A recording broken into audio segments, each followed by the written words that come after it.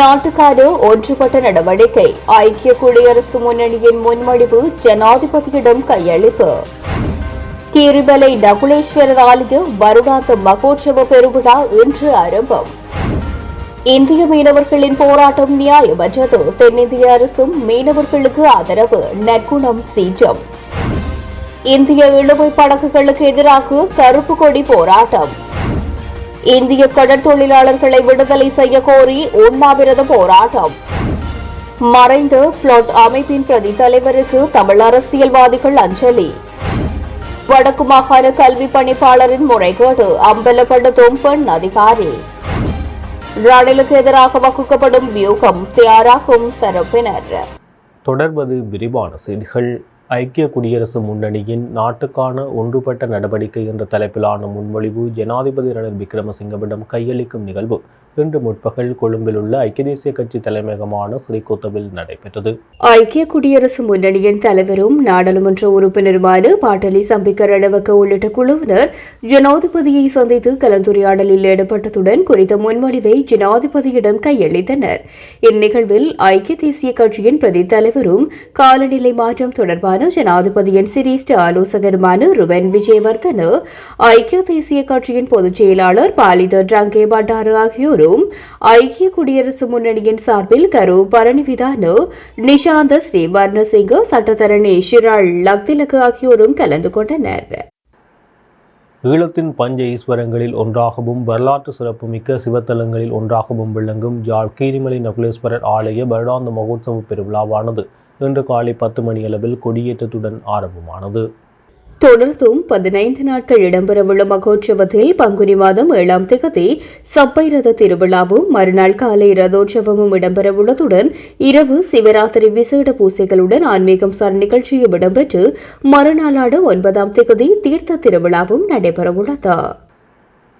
ராமேஸ்வரத்தில் இந்திய மீனவர்கள் நியாயமற்ற முறையில் போராட்டத்தில் ஈடுபட்டு வருவதாக யாழ்ப்பாணம் மாவட்ட கிராமிய கடற்தொழிலாளர் சம்மேளனத்தின் தலைவர் செல்வத்துறை நற்குணம் தெரிவித்துள்ளார்.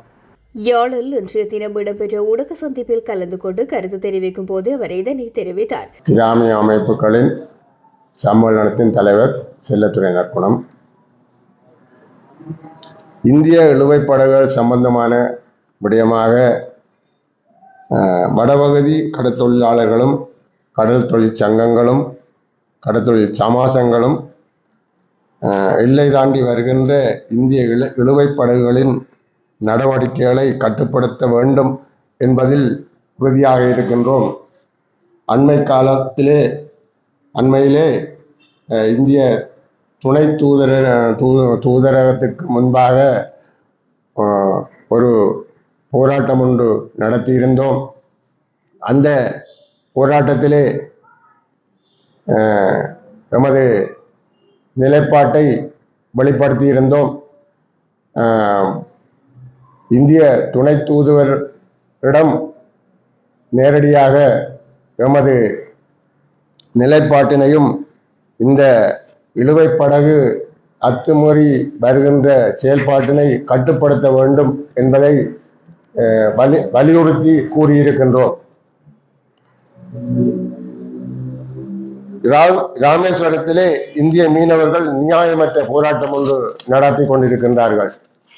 எமது கடல் எல்லை பரப்புக்கு உள்ளே வந்து எமது வளங்களை களவாடி செல்கின்றவர்கள் இன்று நியாயமான போராட்டம் என்ற பெயரிலே தமது உரிமைகளை நிலைநாட்டுவதற்காகவும் தங்களுடைய களவு தொழிலையும் அத்துமீறிய அநியாயமான தொழிலையும் நிலைநிறுத்துவதற்காகவும் போராட்டம் நடத்தி கொண்டிருக்கிறார்கள். இதற்கு தென்னிந்திய அரசும் உடந்தையாக இருக்கின்றது, அதுக்கு ஆதரவு வழங்கி கொண்டிருக்கின்றார்கள். இந்த நிலையை நாங்கள் வன்மையாக கண்டிக்கின்றோம். இந்த நிலை தொடருமானால் எமது வடபகுதி கடல் தொழிலாளர்களுடைய வாழ்வாதாரம் முற்றாக அளிக்கப்பட்டு நாங்கள் வறுமையிலே சாக வேண்டிய ஒரு நிலை ஏற்படும். அந்த நிலை மாற வேண்டுமாக இருந்தால் நாங்கள் சும்மா இருக்க கூடாது. எமது நிலைப்பாட்டை முடிந்தவரை வெளிப்படுத்த வேண்டும். நாங்கள் பேசாமல் இருக்கும் வரை அவர்கள் நமது கடல் பகுதியை ஆக்கிரமித்து விடுவார்கள். அந்த வகையிலே இன்று ஒரு நிகழ்வு இந்தியா பகுதியிலே போய்கொண்டிருக்கின்றது. இந்திய தரப்பிலே ஒரு கருத்து வருகின்றது, தென்னிந்திய அரசும் அந்த பகுதியிலே இருக்கின்ற மீன்வளத்துறை அமைச்சும் இது விடயமாக அத்துமீறி வருகின்ற மீனவர்களுடைய செயல்பாடு விடயமாக எந்த நடவடிக்கையும் எடுப்பதில்லை என்று நாங்கள் பல தடவை நமது அரசாங்கத்துக்கும் இந்திய அரசாங்கத்துக்கும் கோரிக்கைகள் விட்டிருக்கிறோம், கடிதங்கள் அனுப்பியிருக்கிறோம், எச்சரிக்கைகள் விட்டிருக்கின்றோம். ஆனால் எதற்குமே யாரும் மசிந்ததில்லை. இன்னும் இந்திய அரசாங்கம் தங்களுடைய அத்துமீறிய தொழிலை முடுக்கி விடுவது போலத்தான் எங்களுக்கு தெரிகின்றது. அந்த வகையிலே இங்கே நமது கடல் பரப்பிலே களவாட வந்தவர்களை கைது செய்தது குற்றம். அவர்களை விடுதலை செய்ய வேண்டும் என்ற கோரிக்கை வைத்து போராட்டம் நடத்தி கொண்டிருக்கிறார்கள். எக்காரணம் கொண்டும் அவர்கள் விடுதலை செய்யப்படக்கூடாது. அவர்கள் சட்டப்படி தான் கைது செய்யப்பட்டார்கள். நமது நாடு ஒரு இறைமை உள்ள நாடு. நமது இறைமையையும் சுதந்திரத்தையும் யாரும் பழித்தெடுக்க முடியாது. அந்த வகையிலே இவர்கள் அத்துமீறி களவாடி கொண்டு போகின்ற நமது வளங்களை களவாடியவர்களுக்கு வழங்கப்பட்ட தண்டனை சரியானது. ஆனால் இன்னும் அந்த தண்டனை போதாது. 1 வருடம் வழங்கப்பட்டவர்களுக்கு மீண்டும் மீண்டும் அவர்கள் வருவார்களா இருந்தால் 5 வருடங்கள் அல்லது 10 வருடங்களாவது வழங்கினால்தான் இவர்கள் ஒரு நிலைப்பாட்டுக்கு வருவார்கள் என்பதை நான் உறுதியாக தெரிவித்துக் கொள்கின்றேன். இந்திய இழுவை படகுகளுக்கு எதிரான கருப்பு கொடி போராட்டம் ஒன்றினை இந்திய இலங்கை கடல் எல்லையில் நடாத்துவதற்கு யாழ்ப்பாணம் மாவட்ட கிராமிய கடற்தொழில் அமைப்புகளின் சம்மேளனம் அழைப்பு விடுத்துள்ளது. யாழில் உள்ள அவர்களது அலுவலகத்தில் இன்றைய தினம் நடைபெற்ற ஊடகவியலாளர் சந்திப்பிலேயே அது அமைப்பின் பிரதிநிதி பாக்கியநாதன் ரேகன் இவ்வாறு அழைப்பு விடுத்துள்ளார்.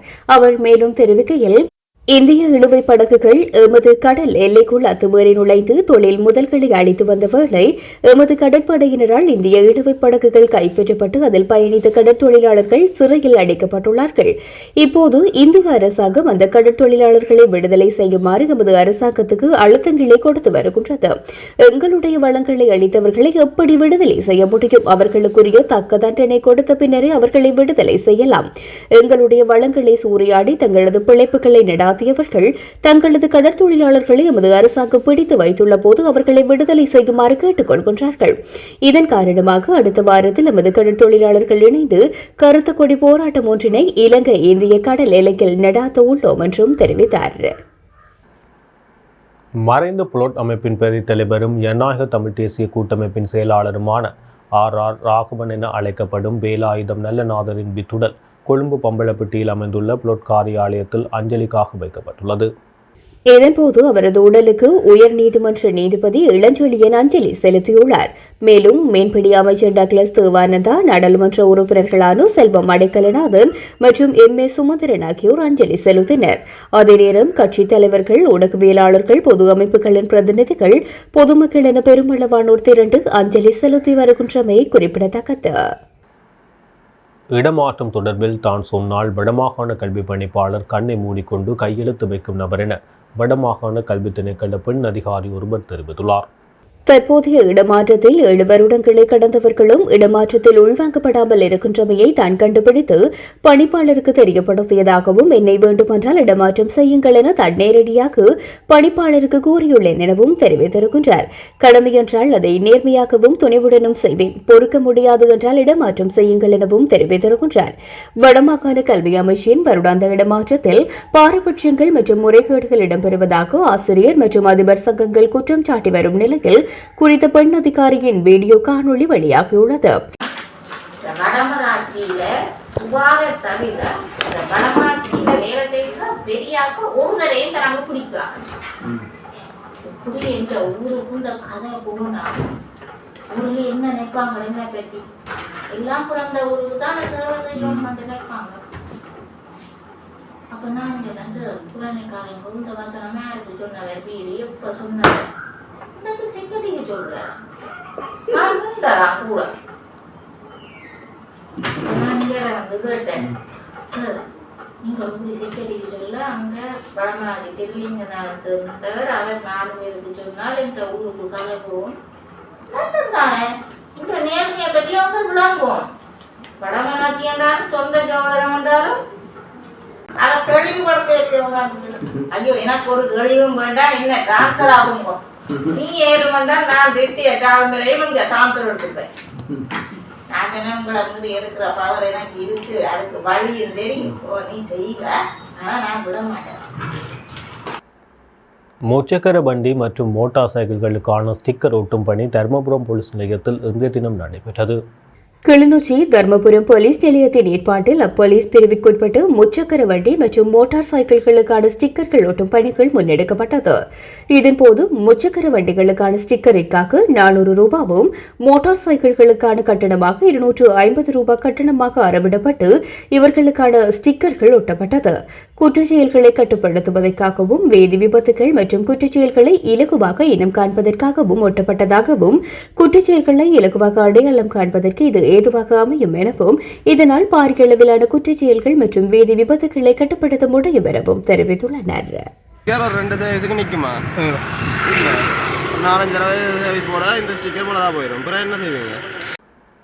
பிரதான எதிரியான ஜனாதிபதி ரணில் விக்ரமசிங்கவை தோற்கடிப்பதற்கான வியூகத்தை அனைவரும் இணைந்து வகுக்க வேண்டும் என முன்னாள் பாராளுமன்ற உறுப்பினர் கிருணிகா பிரேமச்சந்திர தெரிவித்துள்ளார். இதுகுறித்து அவர் மேலும் குறிப்பிடுகையில் ஐக்கிய மக்கள் சக்திக்குள் இரட்டை நிலைப்பாட்டில் உள்ளவர்கள் தொடர்பில் நான் பல சந்தர்ப்பங்களில் பகிரங்கமாக தெரிவித்திருக்கின்றேன். காலையில் எதிர்க்கட்சித் தலைவருடன் இருப்பவர்கள் மாலையில் ஜனாதிபதி ரணில் விக்ரமசிங்கவை சந்தித்து பேசுகின்றனர். எனினும் இவ்வாறானவர்கள் தொடர்பில் தனிப்பட்ட ரீதியில் தனக்கு தெரியப்படுத்துமாறு எதிர்க்கட்சித் தலைவர் வழங்கிய ஆலோசனைக்கமைய நான் கட்சி செயற்குழு கூட்டத்தில் இது தொடர்பில் தெளிவுபடுத்தியிருக்கின்றேன். எனவே கட்சிக்குள் உள்ள பிரச்சினைகளை இவ்வாறு செயற்குழுவின் மூலம் தீர்த்துக் கொள்ள முடியும் என்று நம்புகின்றேன். ஆனால் கட்சிக்குள் ஒருவரோடொருவர் மோதிக்கொண்டிருக்காமல் பிரதான எதிரியான ஜனாதிபதி ரணில் விக்ரமசிங்கவை தோற்கடிப்பதற்கான வியூகத்தை அனைவரும் இணைந்து வகுக்க வேண்டும். சகல எதிர்க்கட்சிகளும் இணைந்து தோற்கடிக்க வேண்டிய நபர் ரணில் விக்ரமசிங்க ஆவார். எனவே அதற்கு அனைவரும் தயாராக வேண்டும். அதனை விடுத்து கட்சிக்குள் முரண்பட்டுக் கொண்டிருந்தால் அது அனைவரையும் மன உளைச்சலுக்கு உள்ளாக்கும். நான் தனிப்பட்ட ரீதியில் அறிந்து வைத்துள்ள ஃபீல்டு மார்ஷல் சரத் பொன்சேகாவுக்கு உடனுக்குடன் கோபம் வருவதை போன்று அக்கோபம் மிக விரைவில் காணாமல் போய்விடும்.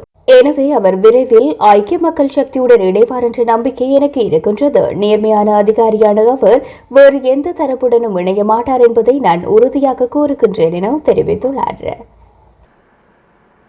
இலங்கை சிறையில் உள்ள கடத்தொழிலாளர்களை விடுதலை செய்ய வலியுறுத்தி தங்கச்சிமடம் பேருந்து நிலையத்தில் இந்திய கடத்தொழிலாளர்கள் சாகும் வரை உண்ணாவிரத போராட்டத்தில் ஈடுபட்டு வருகின்றனர். குறித்த போராட்டமானது இன்றைய தினம் காலை முதல் ஆரம்பிக்கப்பட்டு முன்னெடுக்கப்பட்டது. இதன்போது ராமேஸ்வரம் கடற்தொழில் துறைமுகத்தில் இருந்து கடற்தொழிலுக்கு சென்ற நிலையில் இலங்கை கடற்படையால் சிறைப்பிடிக்கப்பட்டு 5 ராமேஸ்வரம் கடற்தொழிலாளர்களை விடுதலை செய்ய வலியுறுத்தி ராமேஸ்வரம் கடற்தொழிலாளர்கள் மற்றும் சிறையில் உள்ள கடற்தொழிலாளர்களின் உறவினர்கள் என சுமார் 100க்கும் மேற்பட்டோர் ஈடுபட்டு வருகின்றனர். மேலும் சிறையில் உள்ள கடற்தொழிலாளர்களை விடுதலை செய்யும் வரை தொடர் வேலைநிறுத்த போராட்டத்தை அறிவித்து இன்று 10வது நாளாக ராமேஸ்வரம் கடற்தொழிலாளர்கள் வேலைநிறுத்த போராட்டத்தில் ஈடுபட்டு வருகின்றார்கள். இந்நிலையில் கடற்தொழிலாளர்களின் இந்த போராட்டம் காரணமாக தங்கச்சி மடத்தில் சுமார் 100க்கும் மேற்பட்ட போலீசார் பாதுகாப்பு பணியில் ஈடுபடுத்தப்பட்டுள்ளனர். மேலும் கடற்தொழிலாளர்களின் கோரிக்கை நிறைவேறும் வரை இரவு பகலாக தொடர்ந்து உண்ணாவிரத போராட்டத்தில் ஈடுபட போவதாக கடற்தொழிலாளர் சங்க தலைவர் ஜெயசுராஜா தெரிவித்துள்ளமை குறிப்பிடத்தக்கது. இதுடன் ஜெஃப்னா கேலரியின் இரவு நேர பிரதான செய்திகள் நிறைவு பெறுகின்றது. மேலும் செய்திகளை அறிந்து கொள்ள எமது இணையதள பக்கமான www.jeffnagallery.lk என்ற இணையதளத்துடன் இணைந்திருங்கள்.